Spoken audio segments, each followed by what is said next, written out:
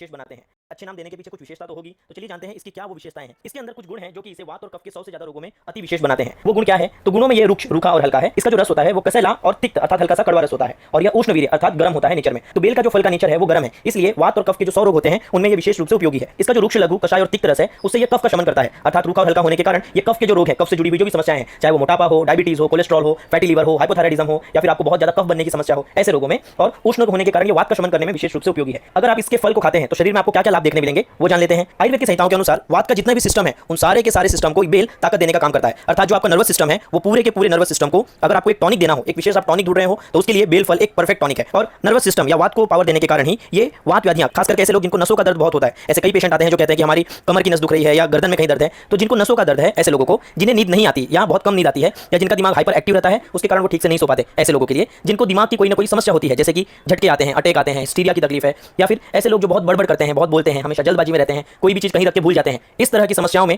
Bell फल एक top class का टॉनिक है और आपको इसका सेवन जरूर करना चाहिए। इसका पाचन तंत्र पे, आपके डाइजेशन पर भी बहुत ज्यादा फायदा मिलेगा। आज के जमाने में जो ज्यादातर हमें पेट के रोगी देखने मिलते हैं उनमें से मैक्सिमम लोगों को कुछ ना कुछ वायु की समस्या होती है, डकार बहुत आती है, अपान वायु बहुत बनती है, या फिर पेट फूल जाता है, पेट के अंदर मरोड़ होता है, या फिर पेट के अंदर गैसेस बहुत बनती है। इस तरह की अगर आपको समस्याएं हैं तो बेल का फल आपको जरूर खाना चाहिए। क्यों? क्योंकि बेल का फल दीपन, पाचन और ग्राही है, अर्थात ये आपकी अग्नि को बढ़ाता है, आपके पाचन तंत्र को सुधारता है। और ऐसे लोग जिनको लूज मोशन या जो मल है वो बहुत पतला निकलता है, खास करके आईबीएस के जो पेशेंट है उन लोगों के लिए तो ये विशेष रूप से उपयोगी है। आईबीएस के ऊपर हमने एक वीडियो भी डाला है जिसमें बताया है कि किन किन कारणों से ग्रहणी रोग या फिर आईबीएस का रोग होता है, तो उस वीडियो को देखकर आप कारण जान सकते हैं। और उन सभी कारणों के अगर इलाज के रूप में आप घर पे कुछ करना चाहिए तो बेल का फल खाइए। बेल फल की विशेषता यह है कि यह एक ऐसा विशेष फल है जिसे आप कच्चा खाएंगे तो ये उतना ज्यादा गुणकारी होता है। ज्यादातर हम सुनते हैं कि फल पके हुए खाने चाहिए, पर बेल का फल उसमें एक अपवाद या फिर एक्सेप्शन है। इस फल को अगर आप कच्चा खाएंगे तो ये आपके लिए और कई गुना ज्यादा फायदेमंद होगा। पके फल को भी खा सकते हैं, पर पके फल के साथ यह है कि वो पचने में बहुत भारी होता है, इसलिए पका हुआ बेल का फल खाने से बहुत सारे लोग को पेट में भारीपन या बहुत ज्यादा गैस बनना, दुर्गंधित अपान वायु निकलना, इस तरह की समस्याएं होने लग जाती हैं। तो इसलिए इस फल को अगर आप कच्चा उपयोग करें तो बहुत उपयोगी है, खास करके अगर आपको मल मार्ग से खून निकलता है या फिर गर्मी के समय पे कई सारे लोग को लूज मोशन होने की समस्या हो जाती है, बहुत बार उन्हें शौच जाना पड़ता है, और लूज मोशन के कारण या बार मल जाने के कारण मल मार्ग में जलन होना, दर्द होना, सूजन हो जाना,